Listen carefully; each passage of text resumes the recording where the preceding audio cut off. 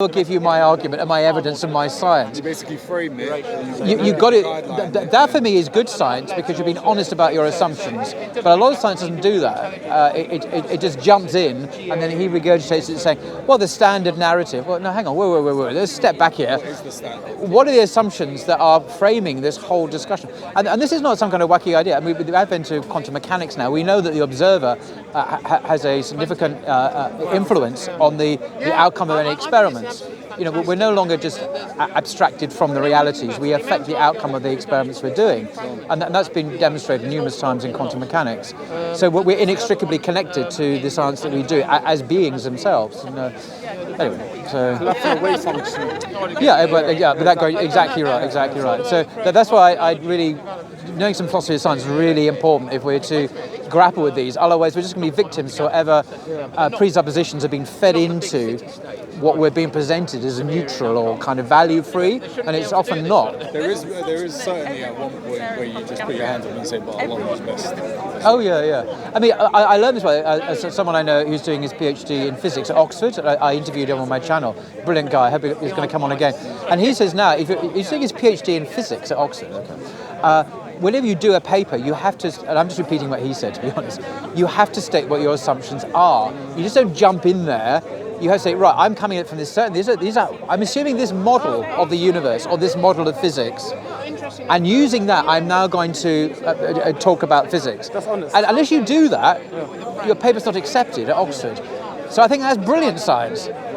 So you're not just kind of pulling a fast one on something. Just accept what I say. You know, no. This is my model.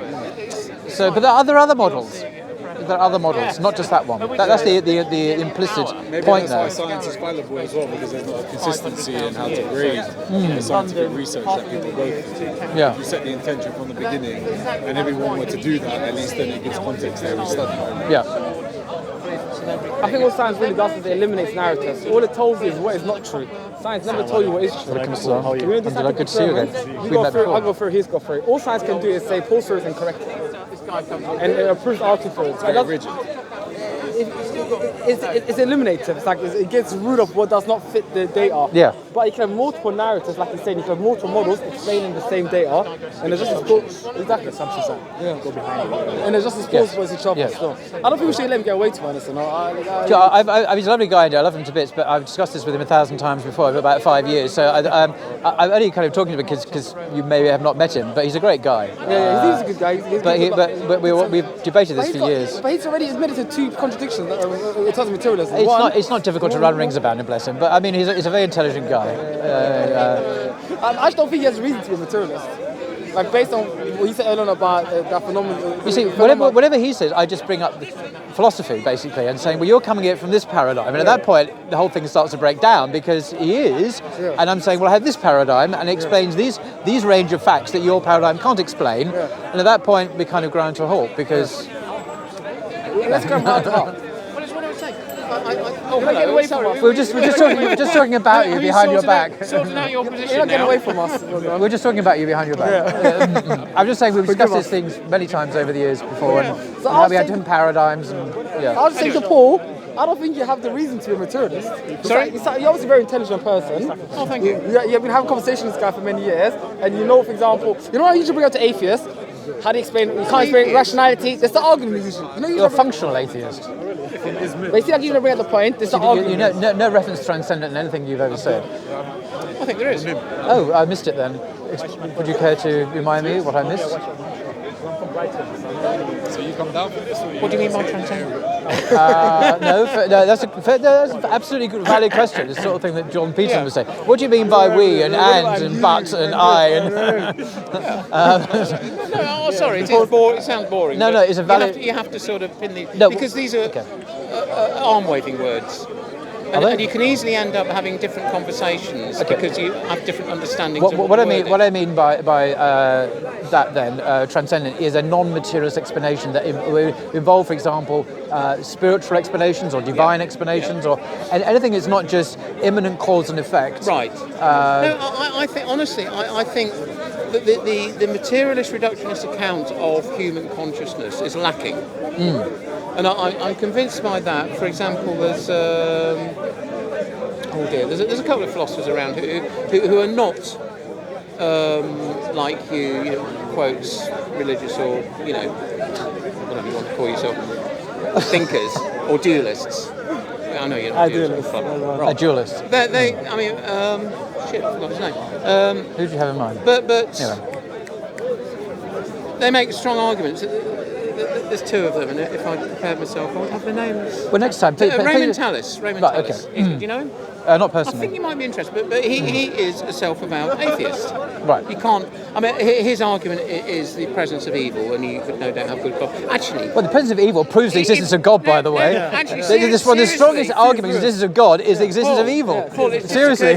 seriously, this man is a deep and serious thinker. I don't doubt that. I'm And just he saying might be the a good irony person is. to have on your show, if you want to debate. Okay. Or if you don't want. No, I somebody just don't to do agree debates with on you. my show. All right, just somebody to on my- agree with you. But the point is that Yeah. he has written several books, and the general gist is that he argues that the reductionist account of consciousness cannot work. No. Simply, but he's not So saying therefore he's not materialism saying here's false. the answer. So therefore, materialism Well, false. he's not saying that here's the answer. He's saying that here's the problem, and he's not great enough to give what the answer is. But he does say that he will, after thought, he does reject the notion of a mind-driven or spiritual-driven world. Why? Well, as I say, I mean, I think his argument against the existence of God is What is this? Yeah, but evil proves the existing in existence the of world. But God. I'm not going to defend his position. No, but I mean, if you go in his the language of evil it suggests a metaphysical realm it does where there is indeed, good yeah. and evil. It's not a materialist explanation at all, and that fits in perfectly with a theistic or religious understanding. It does not fit in. You can't have moral evil in an atheist universe because there's no meaning. There's no transcendent reference. There is nothing. It's just brute material facts. So this language fits very perfectly in a religious understanding. If you're going to talk about evil, that actually leads to God, not the other way around. Right, cold, blind, pitiless universe. That's Thomas Hobbes. Right. Life is nasty, brutish, and short. nasty, brutish, and short. I know that one too. There's but I'm quite not a few about that. people I'm around talking Speaker's Corner who are Richard nasty, Dawkins. brutish, and short. Yes. And Richard And that's Dawkins just us. said, when it asked him the problem of evil, he said this universe is full of blind, pitiless, indifferent, so on and so forth. Yes, Basically without saying there's no meaning. evil. But then he complains about, I don't believe in God because of the problem, because of evil. Hang on. You can't talk about a meaningless universe and then complain about evil, Well, it's a because good point, evil is yeah, a because you need significant the- moral, objective reality. And he's saying that's the reason I don't believe. It doesn't make any sense. You can't have your religious cake and eat it. You just can't do it. So, Yes. I suppose my position, wavering between agnostic and atheist. So Oh, there we go. It's I'm agnostic, really. agnostic Christian. That's sweet. I suppose. He's moved a little bit towards agnosticism. I'm going He's too smart to be atheist. I'm going to argue strongly for religious practice and beliefs.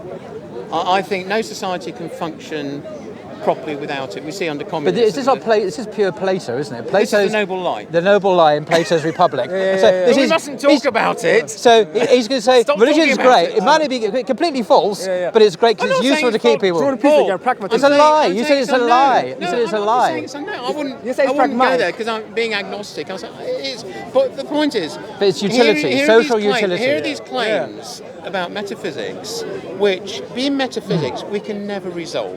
Literally, I was saying earlier to somebody. We say we can't resolve them. What claims and why can't we resolve When I first them? arrived at Speaker's Corner, I was gobsmacked because I thought the conversations that we're having between Christians, Muslims, and Jews, and so on, you could have had a time machine and go back to Baghdad in Yes. Square in 850, Yes. and you'd hear exactly the same arguments. It's very true. It's very true. Have It's we very true. progressed? Is philosophy and theology? Yes, we something have, that because the Muslim progresses? world, there are 2 billion Muslims on the planet. So All right. Your metric is numbers, right? We're getting there, you're saying. But what I'm saying is intellectually progress. Have we? No. I say no. I agree with you, Just haven't. bracket that. Put it to one side. Everybody has their own opinion about the metaphysics of it, and I think the problem is that the reason why we haven't, quotes, progressed, and we never will, is that these questions are fundamentally unanswerable. Why is he not a believer? Except at an individual level. If you you don't understand believe, it? you don't believe. I do not have this. What do they call it? The sensus divinitatis. I don't have. Literally. Divinus. I can't remember who said that. But like we have sense of Thomas sight, Aquinas. hearing, So you're quoting and that sort Catholic of thing. theologians to back up your to back up your agnosticism, You're- which is very ironic, given. You're doing a bit of I don't. It's not quite ad hominem, but it's sort of saying No, my arguments are weak because I'm quoting. It people is I'm ad hominem. theoretically supposed to disagree with. No, I'm But the thing is, you make take ideas from everywhere. Andy, Shouldn't we do that? Andy, see, the thing is, you're making my argument for me because usually I say this to atheist people. I'm not in an argument for you. You're We're having a discussion. See why? Well, We're having a discussion. It's a I'd like speaker's to see corner. progress. Oh, sorry. we can have an argument in the discussion, right? Yeah. But the point I'm making is this a 5-minute argument or the full no, half I'll hour? make as short as I can. 5 years maybe. That's a Monty. you don't It's get a that. Monty Python reference. You didn't get it. No, it had to be of a certain age, I suppose. To get it. It's a Monty Python. There's a sketch there where the guy comes in. Do you want to explain the scene, the Monty Python scene? It's a little bit of parody. I don't know what it's a parody. But, I mean, Monty Python. Do you know what we're talking about? Monty No idea. Python? No. I was born and raised in Look it up on Germany. YouTube. So a lot of the Yeah, I British. know. This guy's from Germany. Yeah, so. I miss- Well, not a lot of They have so no you're- humour at you're all. doubly- No humour at all. You're Smarter doubly goes deficient. So obviously, actually, no. Look at the Monty Python German sketch. Oh, no, let's not Yeah. go there. All right, so moving on quickly. Anyway, moving on quickly. Let me just say why I think you're making an argument Sideways. for me. Usually when I speak to atheist people, I'm not saying you're them, but usually the argument they make is, we're progressives, we're getting better every day, we're learning new things, we're becoming more moral, this and all that. Yeah, we're on outside discussion. We've made an agreement. But my argument you're making right now is the human condition, the metaphysical questions have not changed. We was in Baghdad those days, right? The 800. So that shows that all of us are subject to the same questioning, to the same test. You see what I'm saying? So what you're saying is actually very. Divert from that, yeah. Mate, like you're saying you don't mind, but like you're saying the opposite of an atheist person. Well, you appointed me as an atheist. I mean, I'm not. I keep saying till I get blue in the face. I don't consider myself an atheist. No, but I consider you an atheist. Yeah, Whatever I'm you only consider. quoting from Paul. I think he's an He's atheist. a theological expert. I just No, have I'm to not. take his word that I'm an He's atheist. a functional atheist because all his arguments are material. They never rise with above whatever Paul materialism. So it's like an atheist What are you looking for? functionality. Pragmatism, or are you looking for truth? Okay. Truth is a bit of a problem. Is that truth with a capital T? Yeah, objective truth. Right. Well, that is a problem. Well, is it true that two See, and there- two? Is it there- true? Is analytical truth always true? Is it always true? yes. That two, well, there you go. There we go. A married man. No, it's just a true. bachelor is an unmarried Is it man. true that 2 and 2 always equals 4? All that's mathematics. all unmarried men are always bachelors, for example. Is this always they're true? different things. So the analytical truth Yeah. would say Mathematical truths. all bachelors are unmarried. Yeah. You can't get around. Of course they are, because that's the Implied. two terms of the expression Yeah. refer to. They're just different ways of saying the same thing. Okay. But if you say so and so is unmarried, that's a synthetic truth. You have to go and ask them and look at the documents. Observe it, yeah. It's empirical. Mathematical truths are rather interesting. I know. Because they're neither one talk But they're nor a other. priori truths, according to... I assert they are, because they are independent of our experience, but they're always true, regardless of the time of day or how we feel. It's always. Okay. I'll give you another example. It's always the case that a triangle has 3 sides, regardless of how you Because pull a Is triangle. defined as. Yeah, but this is an a priori truth. No, it's but independent. Triangle is that is An analytical, analytic. not synthetic. It's analytical. Analytical truth. Yeah. But there are You don't synthetic. go around looking at all triangles to Exactly. check they have 3 sides. So there are lots of things that are always necessarily true. Is however- necessarily true, independent of our experience and our opinions. And this is, you consider there's no truth, and these things are truths. And if you go along with Kant, of course, Kant believed there were synthetic a priori truths, the things that are truths of the world. But we've got the K word. like for example, I know. causality, space, time. So we come into the world with these categories of perception. These cognitive faculties that help. And interestingly, that is actually supported by research into infants. Yes. They do come into the world with categories of Yes. perception. And if yes. Kant had only watched a baby, and Well, how do you know he didn't watch a baby? Well, because he didn't. They were blokes. They were unmarried blokes who just spent the time drinking. That's And quite- How many Prussian men do you know from the 18th century, out of interest? what kind of argument is this? No, I mean, so you Are you saying say because I don't know any 18th century? No, but you're saying I can't that- assert that Kant. I think from what I know of Kant, I don't think he you've was never ever met any. semi-autistic guy. I'm pretty confident that you've never met any guys from the 18th century, from Prussia or anywhere else. Actually, I don't think you? you've met. No, but I've read a few of them, and Kant is one of them. I think. And that's a priori truth. But what he's saying is leads on to Islam very interesting, because the fitra, which is the inherent human nature we have, fits in with this. It's not just our cognitive faculties; it's our intuition about morality and justice and the existence of a creator independent of us. All this is hardwired into our species. And this is not just theology. This has been validated by research at Oxford a few years ago, which showed that the religious instinct is inherent in our species, and it's universal. Whether you go to secular Japan, or you go to Britain, or you go anywhere, babies instinctively know that there is a divine realm. How do you know? And because the Oxford research has looked into this. Oxford University. I'll send you the link. I've done a YouTube video about it. I've actually done a program about it. Well, let me demolish that one as well. Well, this is academic research. It's been peer reviewed, and it's been Right, it was cross-cultural. Doesn't matter if it's a secular I'd like religious to see it, society. so I'd like to- So the point is, this fits in with the natural theological understandings. It fits in with the Quranic understanding, which talks about the fitra very naturally, and this has been validated by the most recent science. So we as a species naturally believe in God. We naturally believe in right and wrong. We actually believe in truth, and this is part of who we are. So being atheist is a lot of effort. You have to deny your human condition. There's a natural instinct to believe in God and to worship Him. And this is the tragedy of atheism. Well, it goes there's a few against jumps there. our natural order. There's a few jumps going on there because, in 3 clauses you get from recognising the existence of a transcendent being bigger than us But it's a to common. worshipping him or it. Or Well, whatever. I say that is a joke. That is the inference that because we do. Now, you don't necessarily, you could be a deist and say, okay, I'm quite satisfied that you can't account for the existence of order and in the universe and its mere existence without some sort of external to it, transcendent Now, this also believe that. Now, that doesn't lead at all to anything that lays down moral law that is interested in us, or I think the moral law is within us to some extent.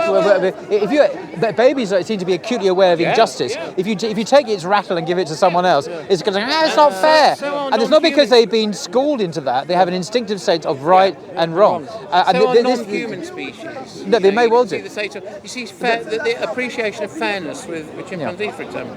Yeah. They will see when they've been diddled out of a. But they may. Great versus How do you explain that How may do you or may- explain it? yeah. Well, okay, I'll give you a A just so story. materialist You know- just you know- so you know his story. Well, rather like your just so stories. But come on. touche. They're all just so stories. Touche. If you can't point to actual, hard empirical evidence. But I have. rather than some I mentioned a whole bunch of peer-reviewed articles, and I can send you the links for. But I can show you a peer-reviewed article that debunks the whole notion of peer review. It's nonsense. The nature of a lot of, I mean, this is something that's been a hot topic. Do you realise what you've just said? He can show me a peer-reviewed article to refute a peer-reviewed article idea. Do you realise what you've just said? Do you realise I've you just- come out with a nonsense statement? Yeah, I did it deliberately. I was teasing you. Okay. He fell for it. But so you agree? You were so. Anyway. So you agree that, like Paul's laying out right now, there are natural inclinations human beings have, right? We have innate ideas, like Kant was saying. You agree? Yeah. We Why? do. Well, that You is know his peer story? reviewed, definitely. Okay, so why? And evolution, by the way, cannot produce this. Exactly. How could Darwinian evolution produce these can you sophisticated faculties? Because what's this got to do with survival in the world? It has nothing to do with it at all. These are highly sophisticated technologies of the mind that we have, So- which suggests a much rather different etiology than his one. If we unwind a bit, about 20 minutes, because that was coming up, that I was trying to give you my Just so story. appreciation. Okay. Oh, stop it! My just so story. It is literally, and I think it's something I've absorbed from various readings that I've done. But answering your question, where does rationality? And I said earlier that I don't think the normal state of being, apart from not walking into a hole, not walking into a bus, it's kind of not even rationality, it's just basic survival instinct. So let's discount that. Wait. But the thing about that, being able to Basic do survival instinct. Sorry? This phone here, basic survival instinct. No rationality, it's just basic survival instinct got us to iPhones. Can I make a point? Well, it depends if it's Apple or not. I mean, if it's, who made that particular thing? I mean, is it? Because if it's an iPhone, I would agree with you. When the smartphone comes out in the hands of a god botherer, it's almost like the H word. What's a god botherer? Oh, we're going to have the argument from design again, aren't we? It's a good argument from design, by the way. It's a very powerful argument. I wish you'd bring out a stopwatch Before I or really something. interrupt Let's do it, according to Paley. Please continue before I really Paley was interrupt right, by the way. The design in the universe. That's another argument. Have you looked at DNA recently? I mean, DNA is incredibly sophisticated. Wow, therefore God. Therefore, in design, Therefore, design, and therefore a designer. Therefore, this is extraordinary. Therefore, God. No. The argument is designer. That's the argument. It's not difficult. Okay. Design. Designer. Design to this. You've made an assumption that design. If you came across this in the field, would you say that's designed or not? Out of interest. I don't come across. No, we're talking about an animal, a snail, a blade of grass, or something. DNA is much more sophisticated than my iPhone. Therefore, it is obvious that a highly sophisticated, elaborate, engineered system has a engineer. It's not difficult. Well, which you could. I see. You must. Anyway, that's another argument. This doesn't aid us survival. Into the bloody... This doesn't aid us survival. I was taking a dig at him. We're exchanging numbers. Anyway. No, I wanted to address this question. Yes. About, what question? And I think it's an important rationality. one. Yeah. So we're given a basic sort of. We have perhaps you could agree that evolution would give us the basic ability to survive in the real world. So that's running away from saber-toothed tigers, not walking in front of buses, basic survival. But the argument from C.S. Lewis and others is that that's not rationality. That's not the ability to make these huge steps in understanding the universe. Where on earth? Why would evolution give us the ability to understand gravity or electromagnetic Mathematical physics. How? How the hell does that happen? Well, that's a very interesting question. I would say it doesn't. Basic evolution doesn't. So that's what I was talking about earlier when we digressed onto something. The sort of hierarchy of emergence. Emergent property. Yeah, something like that. But you get... And the key thing about humans, when you think about it, which differentiates us from almost all other species, is our ability to form communities with language. Language is something that does emerge. All right, other species can communicate with barks and howls and that sort of thing. That's not really language. So language, out of nowhere almost, and if you like, this is a mystery, this is a transcendent mystery that's granted to us by God. We actually have this ability to grasp the past, the present and the future in concepts and manipulate those concepts. Right, so that's the big thing, and communicate them with other people. So that opens up a whole new arena of conceptual thought, which is kind of removed from the drivers of basic survival evolution. Now you're onto a different level, and you can see how humans have transcended that basic evolution, and we're into this very scary world of creating the world out for ourselves. I know your storyline. And Dean, you're cheating. Oh, that's a bit bold. I have very strong allegations, sir. When you speak to, I'll tell you why I say it's cheating, right? When you speak to, because who was it? John P. said it nice. Atheists, they always like to have a bit of spirituality on the side. They always like to have a little bit of magic, a little bit, Just give them one miracle, right? Yeah. What you're saying is, it's the same thing most people say about half from consciousness. It's emergent property. For example, there's no such thing as society, but when I come together, when you come together, there's this new property called society, right? And it comes together, as people come together, this gives you the argument for emergent properties. But you haven't explained it. You're saying that's what happened, but and I could say that's fallacious reasoning. Yeah. It's a categorical fallacy to believe that. Yeah. To say you stack enough red blocks, eventually, at infinitum, you're going to get a blue block. That's what I'm basically saying. When you say emergent properties, like it's just the genie in a bottle. You rub it, and it just happened like God. And we don't know how it happened, but we know what happened. That's what he's basically saying. It's very much like God did it. No, you don't explain your damn thing. You're just introducing this concept of God. Oh, good to see you, mate. Nothing about the mechanism of God. Inshallah, How does take God care. work? What's his internal mechanism? Oh, it's all mysterious. We can't go there. Fair play, you got me there. I cannot explain how God brought it about. There's a point where you bottom out, and there's a point where, sorry Paul, bottoming out, there's a point where apologising to me whatever for, your anyway. view of the world, you reach bottom. And that's it. You know, there's an act of faith involved, if you like. There we go, he admitted to it. I love it. Yeah. I love it, yeah. That's your religion then. Yeah. If you like. An act of faith. Yeah. Well, I mean, so honest, this I like is the you. best one can like do. that, he's honest. This is the best I can do as a partially educated Englishman of 2022 in comprehending partially the world around educated me. Englishman. Sounds like I'm straight Oxford. And I tend to think that however much we strive, however much humanity strives, and hopefully we'll carry on doing it for billions of years, then there'll be some point where we just have to accept that that's it. We will never have a complete explanation of everything. If we do, then we will be the gods, which is probably blasphemous. Yes. But every belief system bottoms out or has to say something like there's a term which you will not go any further.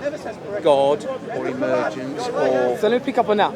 I agree with you. It comes down to an article of faith, right?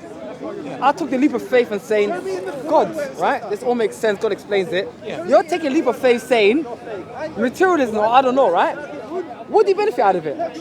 I get afterlife out of it. Oh, no, wait a minute. Listen to what I was saying all the way around. Oh, I mean, again, you know... Inshallah, yeah, thank you. Bye-bye, Islam. So what I said earlier is that I will defend religion and the practice of religion. But it's for its utilitarian functionality rather I than don't see you what more I benefit. could say. But rather than for the fact, no. You want me to believe No, something I don't let me believe. finish. Rather than Sign up to something it is true, and it's not a compliment to religion to say, well, we like your utility. Yeah, okay. All right, see you, mate. Fair enough. Okay, Adnan. Fair enough. All right. Well, You want a cold? Yeah. Okay. Well, I'm sorry, that's your problem if you don't feel complimented. Do you feel the I'm need for saying compliments? if you think I'm you're just saying if that's you're my thinking you're talking viewpoint. to religious believers and saying, You've well, we got- value your religion, but actually it's complete lies. I'm not saying But it's therefore, complete lies. well, I really if it's a lie, if religion was a lie, I would want nothing to do with it. It doesn't matter if it's a religion or not. I can't say it's lies because it makes claims that I can't verify or deny. Ultimately, obviously, the spurious claims that some religions might make that are easily refutable or illogical or something. There are lots of evidence for religion. The universe itself is evidence of God's existence. Let's not go there, because existence. each of those can be matched up against a counterclaim from the other side that puts another story against it. Until you get to the point where on both sides you reach something that's you just have to accept. No, I don't. Let me say I don't agree with that. You see, No, wait a minute. Okay. Let me just add another Please, point. please add on. Which, again, being English, I'm profoundly disturbed by. By what? I'm worried now. What are you profoundly disturbed by? I'm just profoundly disturbed being English. No, I was going to say that how should I put this? Okay, I'll throw it out. When people claim absolute certainty over things that are to do with the way we organise ourselves, the structure of society, and all that sort of thing, where people claim certainty, I just hear the alarm bells ringing. Do you often hear bells Yes. ringing in your head? Is Yes. this so you have something you have Yes. regularly? Is it? Yeah. Okay. So that's the point, and that's part of being English, maybe, because and any country that's been through. I think an serious religious wars essentialist in the past. notion of being English is because it's I much just more think internally diverse being English than just having that point of view. I agree, very internal. We don't need any more diversity. We're very diverse. If I may respond to that, All the diversity we need. there are many things we take. Cornwall, Newcastle. There are many things we take for granted that we Leicester. don't normally Bangor. require proof for. For example, Yeah. the existence of a universe independent of ourselves. The solipsism is false. That the idea that it's just me and my brain. This idea you had when you were kind of 10 years old. You think, oh, it's just me and my mind. No one else really exists. You can't really. That we operate on the assumption that is false. I operate on the assumption that you exist and you have a brain, etc. There's a whole range of assumptions we make about reality, which we don't question, and which everyone, be the atheist, agnostic, or the most passionate believer, all accept as true. And I would say, and I believe this is the common experience of mankind, the reality of God, his existence, is one of those facts of existence of our lives that we don't normally question. It's axiomatic that we exist, the universe exists, God exists. It's not something that you have to arrive at by argument or provide evidence for, because I don't really have to provide evidence that he exists, or there's existence of reality beyond my mind, or that the universe exists. These are all axiomatic, self-evident truths of our existence.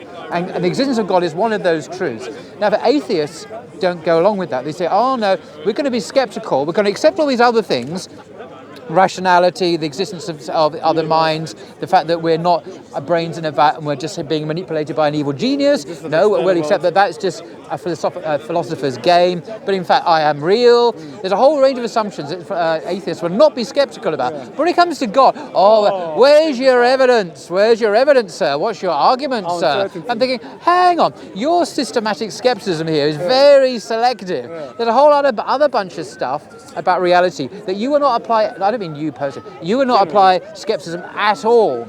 And I'm saying that the belief in God is properly a foundational belief, along with all these others properly foundational beliefs that inform our epistemology and our metaphysics, that do not require proof.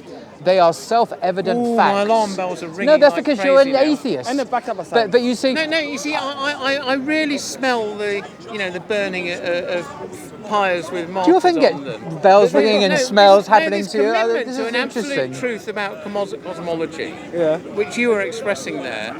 Sorry, Paul, I do feel, the little alarm bells going. No, but you see, You're I saying would something question is why you do. axiomatic, and you're denying anybody else's right, if you like. No, I'm not. I'm saying that atheists, who are happily a diminishing number in the world, by the way, atheism is declining. It's not increasing globally.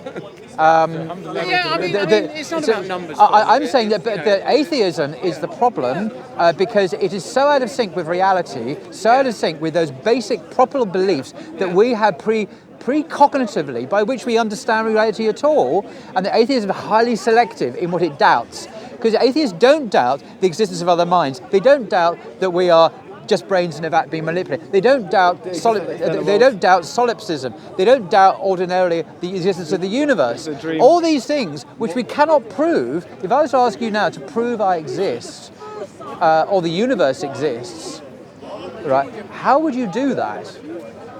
How can you prove it exists? I mean, really prove to me. What evidence would you bring? And you can't just say, oh well, there you are.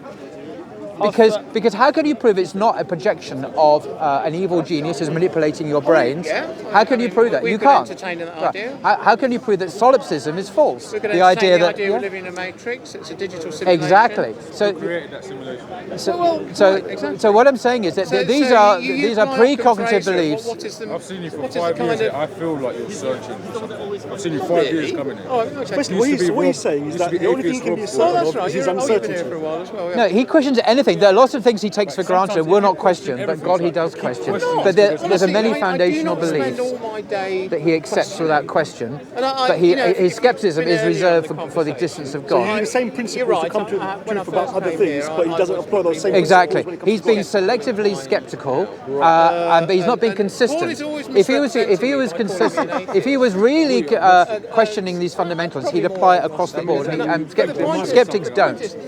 So what we're dealing here with a heart heart that's kind of twisted, and it's not really.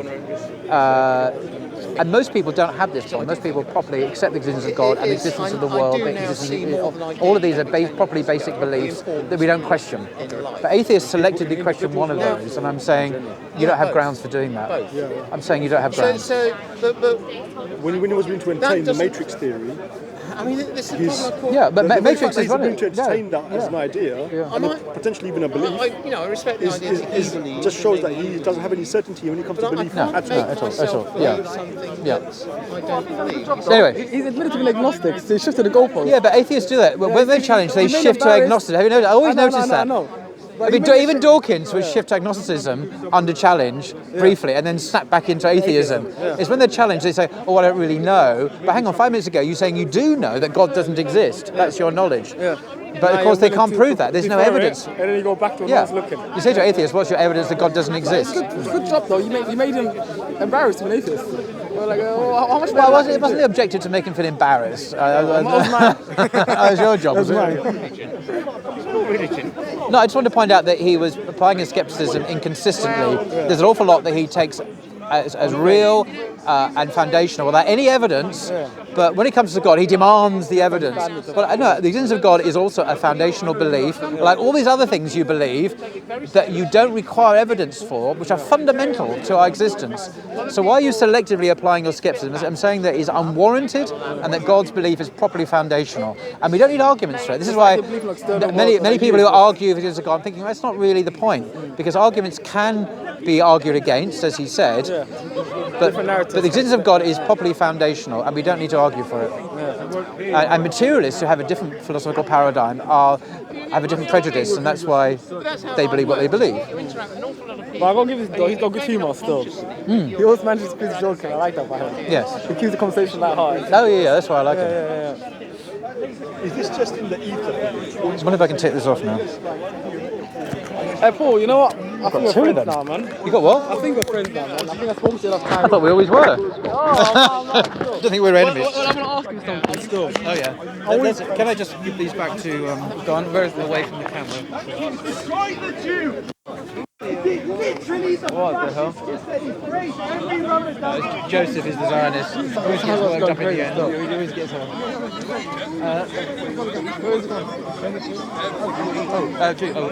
Sorry. Sorry, thank you. Thank you very much. Thank you.